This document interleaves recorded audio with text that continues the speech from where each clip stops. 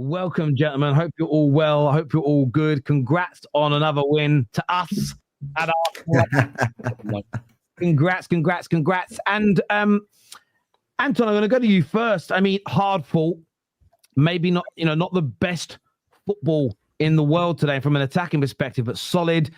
Didn't concede chances, but more importantly, you go further clear of your title rivals. What amazing weekend. What a perfect weekend. I couldn't have written up better myself. For Man City and to Liverpool to both drop points, and then for Arsenal yet again to pull another 3 points clear is just amazing. And I tried warning everybody at the start of the season that Arsenal were clearly the best team in the league. Everyone laughed it off. Who's laughing now? Because at the moment, we are 6 points clear of Man City, 7 points clear of Liverpool. And our main title rivals right now is Bournemouth. So hold that to those teams. But in terms of our performance, look, to begin the game, I thought it was a bit slow. We really kind of felt our way into the game. I actually thought that, for instance, I thought Tyreek Mitchell had Saka on lock for long parts of the game. I didn't really think this is one of Saka's best games. I thought it was one of Trossard's better games, though, on the other side. And again, Jurrien Timber, I believe, has been Arsenal's best player this season, putting on a remarkable performance from right back for Arsenal. And look, we keep going on. Eze, I'm happy he got his first Arsenal goal in the Premier League was against Crystal Palace. I think all of us saw that one coming. And yeah, just an excellent 3 points today. I'm so happy. And as you mentioned, great opportunity now for us to push even further. This is sort of what I was saying about when Arsenal had the easiest schedule, hardest schedule, excuse me. We had the hardest schedule compared to everybody else, and how that would create a platform for us to move on. And what has happened since the schedules have gotten easier for us and harder for Liverpool and City, which is that Arsenal is starting to pull away more and more every single week. Every single week, I'm starting to feel more confident that the Premier League title is finally going to come towards the Emirates Stadium. Now, we need to keep this consistency going. We have to beat Burnley and Sunderland, and if that were to happen, again, Liverpool now have to go to Villa, or they play Villa at home. I don't know which one it is, but they have to go to Villa Park. They have to go to Villa. City have got Bournemouth. City have got Bournemouth at home. At home. So those aren't. No. Liverpool are playing Villa at Anfield, guys. Oh, are they? Okay. Oh. Anyway, but those aren't easy fixtures either. And then, of course, the two of them play each other. So tremendous opportunity before the break for us to really, really pull clear and get like a stronghold on this league. I got one question for Terry, though, because I'm very curious. I've been waiting to the end of the weekend to ask you this, my friend. Are Arsenal now your marginal favorites for the league? Has your mind changed now? It has to. I plead the fifth right now. There's a sit on the fence. No, it's not about sitting on the fence. There's a reason for it. And I'll be honest with you, the reason is content, and I'll be revealing my update at the appropriate time. I don't like to burn my content and my opinions, but being 6 and 7 points clear, you can maybe draw your own conclusions from that. But Arsenal, for me, the fact that you won't put anybody else up there tells you all you need to know. Yeah, listen, you got just fantastic, and I think you're there or thereabouts. For me, I think on a real level, I'm waiting until after the City Liverpool game just to see where everything lies. Then I think that's when, because I'm waiting to the international break before I reassess my predictions. That's all it really is. I kind of wait to a certain point. In my own mind, I kind of know what I'm thinking, but I just want to wait until that stage because we'll do it as a collective around with title, top 4 European positions, relegation. That's all it really is, mate. But Ash, long time no see, bro. Hope that you are good. A really, really important win for you today. Another set-piece goal. What impressed you about Arsenal's performance today? I think just how we didn't let, as the game, obviously the first 20, 30 minutes, maybe even 40 minutes, we didn't look like we were playing that well. And a couple of times in the last few seasons, that probably would have got to us. The pressure would have built up. I think we would have given away cheap chances. We ended that first half with, I think, 0 shots on target against us, which is obviously very good to see.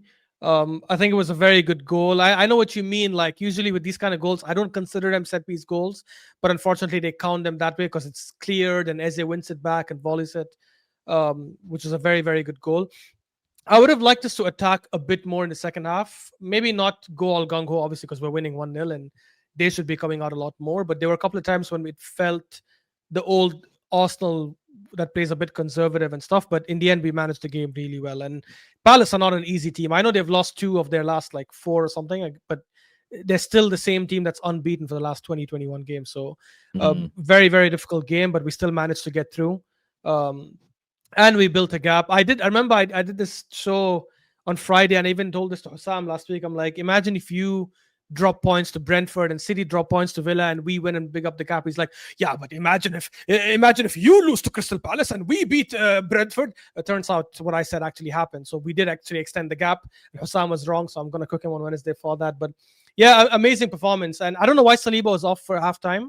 I'm not sure if it was an injury. He did make a couple of mistakes in the first half.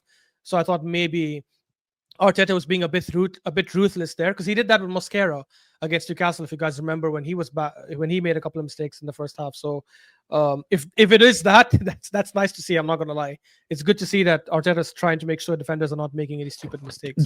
Ash, you think it's also good to see that Saka wasn't playing well. There's 30 minutes to go, and he's making those changes. One, Saka doesn't need rest, even if he's playing badly. You still, all well, he needs to come off. But is it good to see now your manager is removing players when they're not playing well and is giving other people opportunities? Yeah, 100%. Because until last season or the season before, no matter how bad Odegaard and Saka were playing, they would play the whole game, which was very frustrating to see. And it's a good thing that we have such amazing squad depth now that we're able to like do these kind of changes. I still don't like Martinelli going out on the right wing. I don't think he offers much on the right wing, in my opinion. I would have rather seen, I know Dalman is not on the bench, but I would have rather seen Waneri come off there. But it's still good to see that we have that much squad depth that we're able to take off these players who are obviously until last season were untouchable. But yeah, it's a very good sign. And this, look, I said we have the best squad depth in the league, probably one of the best squad depths in Europe, if you're being honest. And it's clearly showing, because I think Arteta is using it really well. Yeah, I hear you on that. Brandon, from your point of view and perspective, these were some of the games that you came on here last year and you were fuming with, where you went a goal up, weren't able to kill the game, but you conceded late. How proud of you watching Arsenal today get the job done in that circumstance and in that moment. Oh my God, Grealish should have scored. Sorry. Anyway, sorry. Over to you. Yeah, it's impressive, Tel. I think now's the time for us to, as Arsenal fans, to apply the pressure and say, I think we're clear favourites to win the league. And I think this is our year and we must do it, to be honest with you. And that's not me just coming out like saying that as like, if it doesn't happen, then I can sit here and go, blah, blah, blah about Arteta. I genuinely look at this Arsenal team right now. Today's performance wasn't the greatest. Let's just be honest about it. It wasn't the greatest, but we got the job done. As you pointed out, Tel, these are the games that we would have dropped points in last season, the season before. These are the games that would have hurt us in the end. And at the moment, I just see we find a way of winning. It doesn't matter how we do it. It doesn't matter how we play. I thought the first half we was really, really poor. We didn't move the ball very well at all. Second half was much better. And it's like we just find a way of winning. And these teams it doesn't matter who we're coming up against, they are really struggling to create any form of chances against us. And I've got to be honest, I look around the league right now and I don't see who can actually genuinely challenge us for this league title. I'm not convinced by Liverpool. I'm not convinced by Manchester City. I'm not convinced by any of the so-called top six, And as my man was pointing out, we've got Burnley and Sunderland next, 2 games that you'd expect Arsenal to win. You're looking at City and Liverpool, who at the beginning of the season were touted as the title contenders alongside us. Well, City have got to play Bournemouth. That's not an easy game. Liverpool have got to play a resurgent Villa. That's not an easy game. And then the following week, they've got to play each other. So in terms of us being 6 and 7 points clear now, that could be 9, 10, 11 points within the next two weeks. So the next 2 weeks are very key for Arsenal. I think all we can do is just keep winning. And then however it plays out with the other two teams is how it potentially plays out. But I can genuinely see this being a little bit of a similar season to last season, in the sense that I think we will, I don't want to say we'll comfortably win this league, but I do think there will be a comfortable element to it, unless the rest of the teams start to find form. But like I say, I am not convinced by anybody else in this league so far this season.